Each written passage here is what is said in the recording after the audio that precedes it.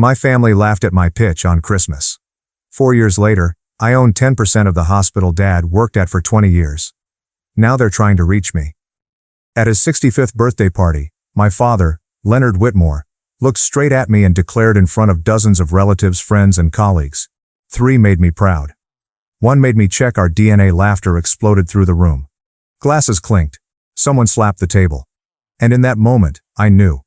I didn't belong in that house anymore. I stood up quietly. No anger, no outburst. Just clarity.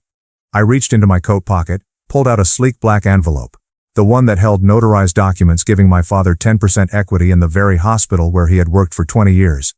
And I placed it on the table in front of him. Then, calmly and coldly, I said, "I was going to give this to you today. Not anymore." I turned, walked past my stunned sisters and out of the house without another word. A month later, my mother, Eleanor, called. Her voice trembled. She said she was proud of me. But it was too late. My name is Caleb Whitmore. I'm 30 years old and the founder and CEO of Nexus Care, a healthcare technology company headquartered in Austin, Texas. I built it from nothing. And this is the story of how my family's rejection helped me become the man they never thought I could be. Growing up, I was the youngest of 4 siblings, 3 older sisters and me. Our family lived comfortably in Houston. My father, Leonard Whitmore, was a senior accountant at a prominent hospital, and my mother, Eleanor, stayed home to care for us. With a household income that easily cleared 6 figures, we never wanted for anything. My sisters were model daughters. Bianca, the eldest, was 10 years ahead of me and a brilliant student who became a physician. Serena, 7 years older, became a bank branch director. And Tessa, only 3 years my senior, launched her own law firm before turning 30. In the eyes of our extended family, Leonard and Eleanor had it all. 3 daughters who reflected discipline, intelligence, and success. And then there was me. Caleb, the one they stopped mentioning in conversations. I was different, not because I lacked ambition, but because I had a vision they couldn't understand. When I was accepted to study information technology, I expected some kind of encouragement. Instead, I got scornful. My father didn't shout. He didn't get angry. He just looked at me with quiet disappointment and said, "Men who sit behind screens all day end up chasing digital illusions." Then he laid out 2 paths. Follow in one of my sister's footsteps, and he'd cover everything. Or go my own way, and not get a cent. I chose my own way. After I chose to follow my passion for technology, things at home changed. No one told me to leave, but they no longer looked at me the same. If I entered the kitchen, someone left. If I sat in the living room, silence replaced conversation. Even dinner was served in shifts, 1 plate for me, separate from theirs. In those months before college, I worked part-time at a local shop. My feet ached, my hands were dry, and I came home late, but I was content. No one in the family asked how I was doing, not even my sisters. They'd tried to talk me out of my decision once, and after that, they chose to say nothing at all. When school started, I left with an old suitcase and a student loan barely big enough to cover tuition. I worked evenings and weekends to survive. Still, every Thanksgiving or Christmas, I returned when my mother called. She didn't ask if I was okay, just told me what time dinner was. I showed up anyway, not out of obligation, but because a quiet part of me still wanted to prove them wrong. After graduation, I worked for 3 years. I saved every penny, freelancing on the side, working late nights, skipping vacations. I paid off my student loans and had just over $100,000 in the bank. I didn't go back home anymore. The silence had made its point. But when I finally felt ready to start my own company, what would later become Pulseware Systems, I still believed there was a sliver of hope. That maybe, if I showed them the plan, if I laid out the numbers, they might believe in me. So I printed the pitch. And I went home. One last time. It was Christmas. The house was quiet when I arrived, earlier than usual. I asked everyone, my parents, my sisters, to gather in the living room for 20 minutes. They sat, reluctantly. I handed each of them a printed proposal, a business plan for Pulseware Systems, focused on healthcare technology, with market data, projections, and a request for a $100,000 investment in exchange for 20% equity. I didn't expect applause, but I also didn't expect what came next. My father, Malcolm, didn't even read the first page before scoffing. "You're standing in a room of professionals, law, banking, medicine, And you want us to back an app you built in your apartment? Sylvia, my eldest sister, said. You've got no clients, no cash flow, and you think the family should fund your startup? You sound like a risk, Landon. Then Diana, ever the logical one, asked, if your idea is so great, why hasn't a single investor touched it yet? Finally, Brielle, the youngest of my sisters, simply said, freelancing suits you better. Running a company, that's not you. They laughed. It wasn't loud, but it was the kind of laugh that strips away whatever self-worth you're holding on to. I didn't argue. I closed the folders, slipped them back into my bag, and stood up. There was nothing left to say. I left that night, walked back to my small rented flat, opened my laptop, and rewrote the business plan. This time for me alone. 2 months later, Pulseware Systems was born. Our first office was a room above a bookstore. The team, me, one junior engineer, and a part-time admin assistant. No family, no fanfare, just faith. In the beginning, Pulseware Systems survived on grit and late nights. We built simple platforms for local clinics, software to manage patient records, appointments, billing. Some months after paying rent and salaries, we had just a few $100s left in the bank. There were days when I'd sleep under my desk after fixing bugs until 3 a.m. Contracts got delayed. Clients ghosted us. I lost 10 pounds in the first quarter alone. But I refused to fold. By the end of year 1, we were profitable, barely, but enough to breathe. $20,000 after all expenses. No outside funding. No parental support. No investor handouts. Just pure effort. In year 2, we secured a $100,000 loan from the bank. I upgraded our equipment, hired 2 more developers, and moved us into a better workspace. With a real team and better tools, we streamlined our services and started landing contracts with larger clinics. That's when everything changed. A local hospital that used our platform referred us to a regional healthcare network. That connection led to an offer from a health tech investment fund.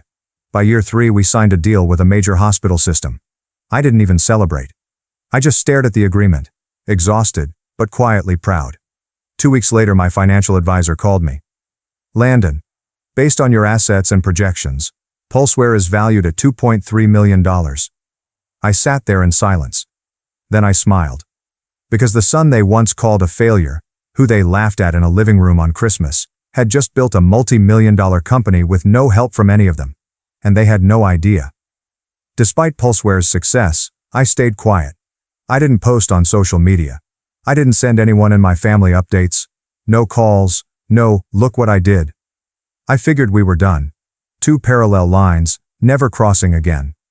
Then, 6 months ago, my phone lit up with a call from my mother, Helena, for the first time in 4 years. She didn't ask how I was. She didn't mention the company. She just said, your father's turning 65 next month. We're hosting a party. Come if you can. That was it. Less than a minute.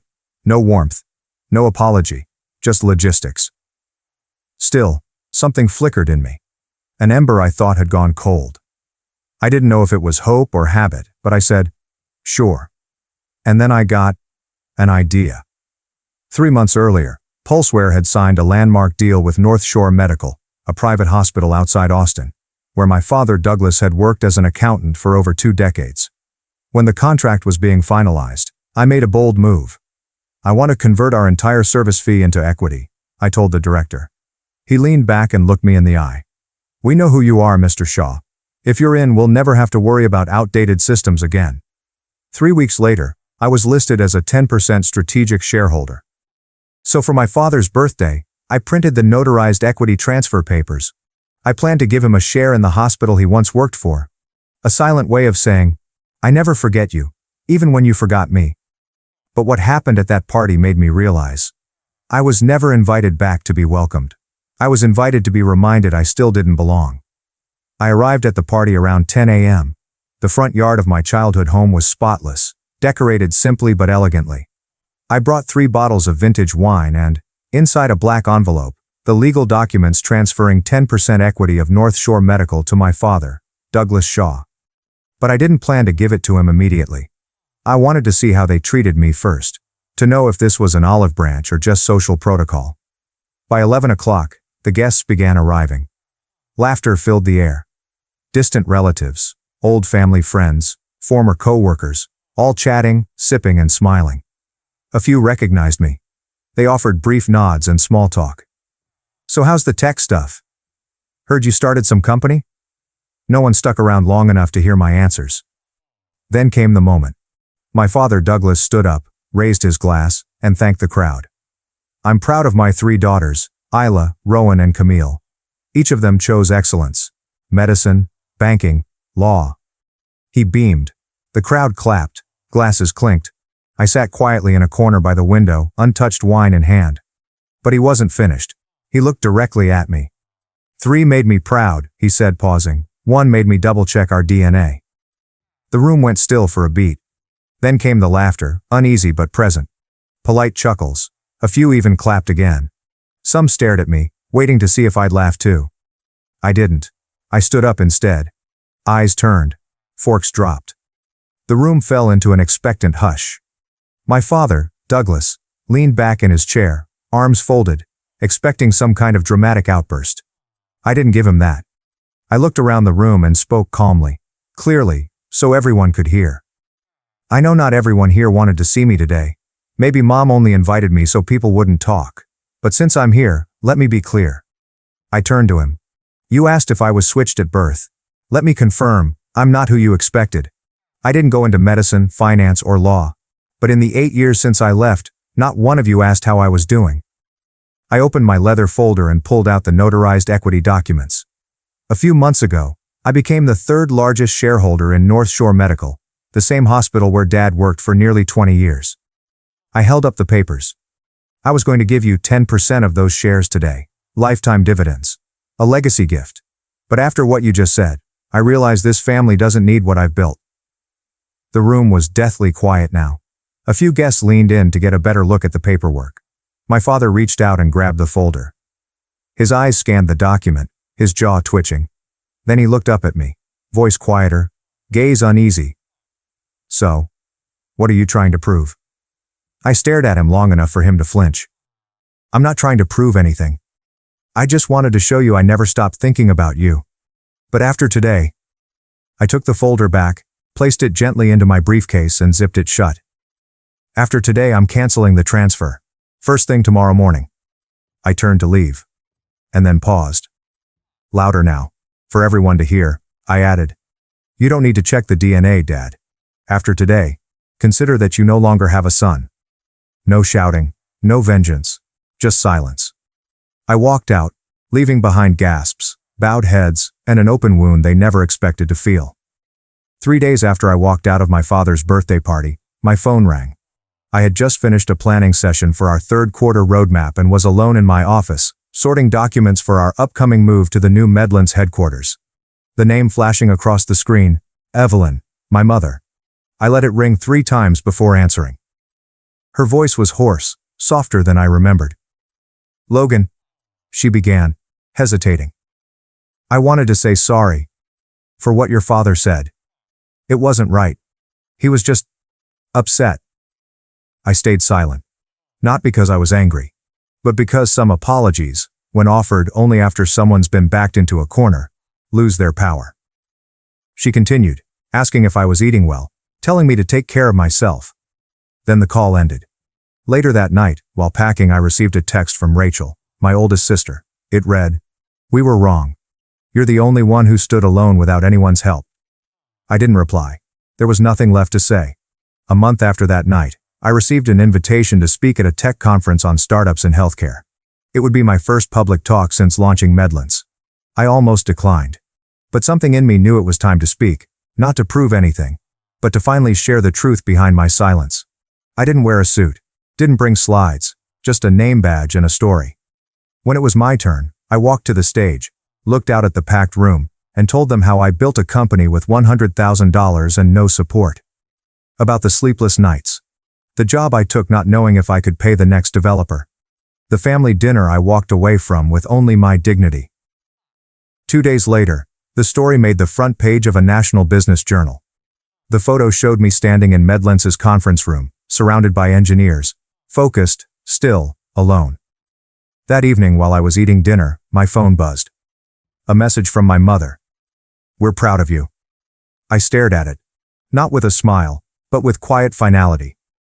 Because I knew they only remembered I existed after the world decided I mattered. I put the phone down, finished my meal, and let that message fade down the screen with all the conversations I'd never return to. Now, after everything, I choose to walk this path alone. Not because I don't have a family, but because I've learned that some roads must be walked in solitude, especially when no one believes you can take that first step. Some nights, when the office is quiet, and the only sound is the low hum of servers in the next room, I think back to the day my father said, "Men who sit behind a screen all day end up chasing fantasies." And I don't feel bitterness.